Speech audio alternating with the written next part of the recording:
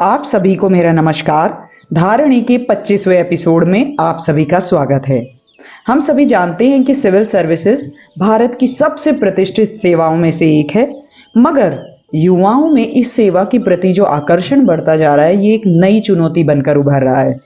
क्योंकि अगर हम विशेषज्ञों और कुछ सांसद के सदस्यों की माने तो उनके अनुसार जब वो ग्रेजुएट्स जिनकी प्रोफेशनल एजुकेशन में सरकार सब्सिडी देती है, जैसे आईआईटी या एमबीबीएस जो लोग कर रहे हैं सरकारी कॉलेजेस से, जिनकी एजुकेशन पर सरकार बहुत खर्चा करती है, ऐसे लोग जब सिविल सर्विसेज का चुनाव करते हैं तो उनकी जो विशेष ट्रेनिंग है, जो यानी किसी को इंजीनियरिंग की ट्रेनिंग मिली या कोई दूसरी ट्रेनिंग मिली, जो उनको विशेष ट्रेनिंग दी गई है, उसका मूल उद्देश्य पूरा नहीं हो पाता। इससे उनका जो क्षेत्र की महत्वपूर्ण एक्सपर्टीज है, यानी वो जो एक्सपर्टीज उनमें डेवलप की गई थी, वो उसका भी नुकसान होता है। और साथ ही साथ जो सरकारी पैसा है जो उनकी एजुकेशन पर, उनकी ट्रेनिंग पर खर्च किया गया था, उसका भी सही इस्तेमाल नहीं हो पाता है। ये बढ़ता हुआ जो आकर्षण है, ये इनोवेशन को कैसे नुकसान पहुंचा रहा है, चलो हम आगे देखते हैं। साल लगभग 10 से 14 लाख बच्चे सिविल सर्विसेज के लिए अप्लाई करते हैं। सभी नहीं तो लगभग 50% बच्चे इनमें से काफी अच्छे से तैयारी करते हैं और अपने जीवन के 2-3 बहुत महत्वपूर्ण साल इस तैयारी को देते हैं। लेकिन इस दौरान वो रिसर्च, डेवलपमेंट, एंटरप्रेन्योरशिप या फिर जो नई टेक्नोलॉजी है, ऐसी स्किल सीखने से दूर होते हैं, क्योंकि बहुत समय देना होता है उनको तैयारी में। ये एक कहीं ना कहीं एक मेंटल प्रिपरेशन भी है। तो उस समय पर वो इन सारी चीज़ों से दूर हो जाते हैं, जो इनोवेशन को बढ़ावा देने वाला क्षेत्र है उससे दूर हो जाते हैं। और आज के युवाओं में जो सिविल सर्विसेज है, उनके प्रति जो एक क्रेज है जो बढ़ता जा रहा है, वो ऐसी सोच को जन्म दे रहा है जहां पर लोग प्रायोरिटी देते हैं स्टेबिलिटी को, प्रेस्टीज को और साथ ही साथ सामाजिक सम्मान को।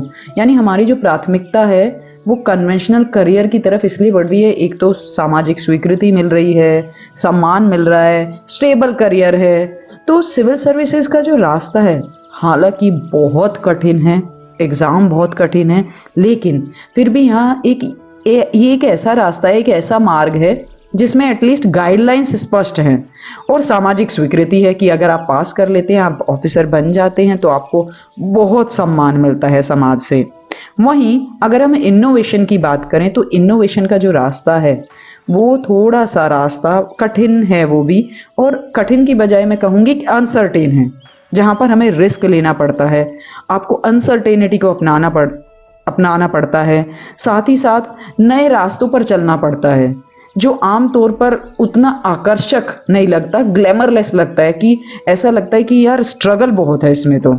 पर लेकिन जब देश के सबसे प्रतिभाशाली जो स्टूडेंट हैं, जैसे आईआईटीज़ के, एमबीबीएस वाले, और मुझे ज़्यादा ज्ञान नहीं है उस बारे में, लेकिन जो प्रतिभाशाली बच्चे हैं जिन्होंने कोई स्पेशलाइजेशन किया है, जो एक्सपर्ट हैं किसी फील्ड में, वो बच्चे जब ये कन्वेंशनल करियर सिविल सर्विसेज वगैरह की तरफ मुड़ जाते हैं, तो हमारा जो समाज है वो नए विचारों से, नए बदलावों से और नए लीडरशिप से वंचित रह जाता है, नया रिसर्च, नई इनोवेशन से वंचित हो जाता है।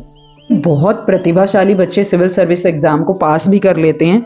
इनका ना अपना दृष्टिकोण, इनकी अपनी जिज्ञासा है, इनके पास बहुत अनलिमिटेड सोर्स ऑफ एनर्जी है। अब ये पास भी कर लेते हैं, लेकिन कहीं ना कहीं ये अपने आप को बंधनों में फंसा हुआ पाते हैं, क्योंकि सिस्टम है, कुछ रूल्स रेगुलेशन है, उस सिस्टम के अनुसार इन्हें काम करना पड़ता है। और कहीं ना कहीं इनका जो काम है वो बहुत हद तक पॉलिटिकल लीडरशिप पर भी डिपेंड करता है। साथ ही साथ उनकी पोस्टिंग, जिम्मेदारियां, सेवा की शर्तें, ये सारी चीज़ें भी पॉलिटिकल प्रेशर और ब्यूरोक्रेटिक सिस्टम पर बहुत निर्भर करती हैं, जिससे क्या हो जाता है, उनकी ऑटोनॉमी जो है वो बहुत सीमित हो जाती है।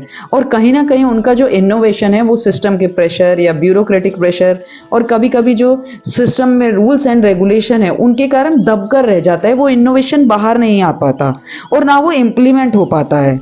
ऐसे में कई लोग अपना पूरा जीवन, पूरा करियर सिर्फ फाइल्स मैनेज करने में या अपना स्टेटस क्यों बनाए रखने में ही बिता देते हैं, जहां वो बच्चा जो इतना प्रतिभाशाली था कि शायद वो रिसर्च, इनोवेशन में बहुत बड़े बदलाव ला सकता था, पर कहीं ना कहीं एक सीमित करियर उनका रह जाता है। और कई सारे केसेस में ऐसा होता है, मैं ये नहीं कहूँगी हर केस में ऐसा होता है, लेकिन वो बदलाव, वो आइडियाज़ जो आ सकते थे वो उतने अच्छे से इम्प्लीमेंट नहीं हो पाते। अब सवाल ये उठता है कि भारत के जो युवा हैं वो सिविल सर्विसेज की तरफ इतने आकर्षित क्यों हैं। एक और मुख्य कारण इसका ये है कि हमारा जो समाज है वहाँ पर तुरंत रिजल्ट की लालसा रहती है हम सभी में, कि अगर वो तुरंत रिजल्ट नहीं मिला तो हम उसको फेलियर समझ लेते हैं। जैसे भारत में हमारी धारणा है कि भाई डिग्री मिल गई तो उसके बाद आपको नौकरी मिल जानी चाहिए, आप कमाना शुरू कर देने चाहिए।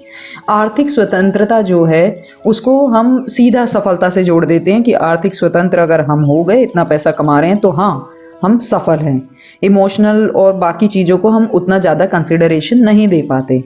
तो कोई भी अगर इसमें देरी है, आर्थिक स्वतंत्रता में कोई भी देरी असफलता मानी जाती है। जो कन्वेंशनल रास्ता है तो उसमें फिर भी एक स्ट्रक्चर है।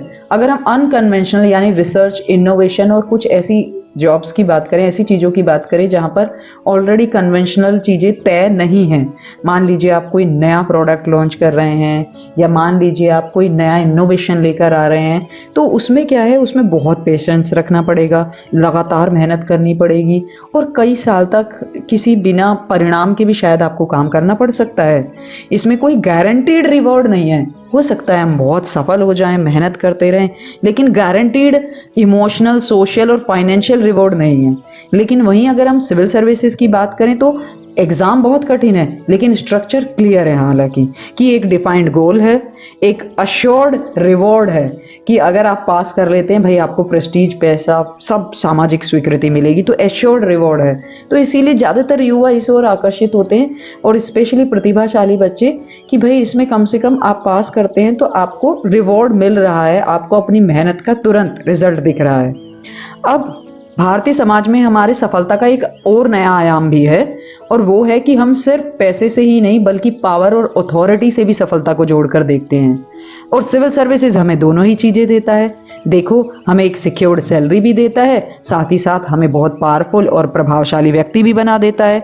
अब ये जो ड्यूअल रिवॉर्ड है ना, इससे हम बाकी जो प्रोफेशन है उनको कम महत्वपूर्ण समझने लगते हैं, जैसे टीचिंग, सोशल वर्क, रिसर्च या आर्ट्स।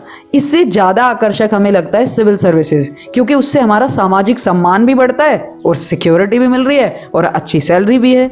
अब इसी वजह से एक रिस्पेक्ट की हायरार्की बन जाती है, जहां राष्ट्र निर्माण में जो योगदान देने वाले अन्य प्रोफेशन है उनको कम महत्व दिया जाता है। सभी लोग राष्ट्र निर्माण में योगदान दे रहे हैं लेकिन जो सिविल सर्वेंट है उनका योगदान जो है ज़्यादा रिकॉग्नाइज किया जाता है, हम खुद रिकॉग्नाइज करते हैं। तो इसी सोच को हमें बदलने की ज़रूरत है। हमें खुद में अपने बच्चों को ये सिखाना होगा कि भाई जितने भी प्रोफेशन है कहीं ना कहीं वो सभी महत्वपूर्ण हैं, सबकी अपनी भूमिका है और साथ ही साथ सबका अपना योगदान है, चाहे वो सामने हो या पर्दे के पीछे। एक स्वस्थ और प्रगतिशील समाज सबके योगदान से बनता है और सबका योगदान इक्वली इम्पोर्टेंट है। जो तीसरा बड़ा कारण है जिसके कारण जो युवा हैं सिविल सर्विसेज की तरफ ज़्यादा आकर्षित हो रहे हैं, वो है अल्टरनेटिव्स की जानकारी की कमी। बहुत सारे जो युवा हैं उनको विविध करियर ऑप्शंस के बारे में पता ही नहीं है, हमें भी नहीं पता था अपने टाइम पर। तो और जो मीडिया, स्कूल, परिवार, इसने सिविल सर्विसेज को इतना ग्लोरीफाई किया हुआ है, इतनी महिमा बनाई हुई है कि उसके चलते हम बाकी जो करियर ऑप्शन है, एजुकेशन, एनजीओ, स्टार्टअप, ये रिसर्च, ऐसे प्रभावशाली जो करियर विकल्प है उन पर विचार ही नहीं करते, क्योंकि वो महिमा बनी हुई है कि हाँ इसको हम करेंगे, सिविल सर्विसेज को ज्वाइन करेंगे, पैसा, ये सारी चीज़ें मिलेगी, समाज में सम्मान मिलेगा। और इसके चलते हम बाकी जो करियर ऑप्शन है उनको उतना महत्वपूर्ण नहीं समझ पाते।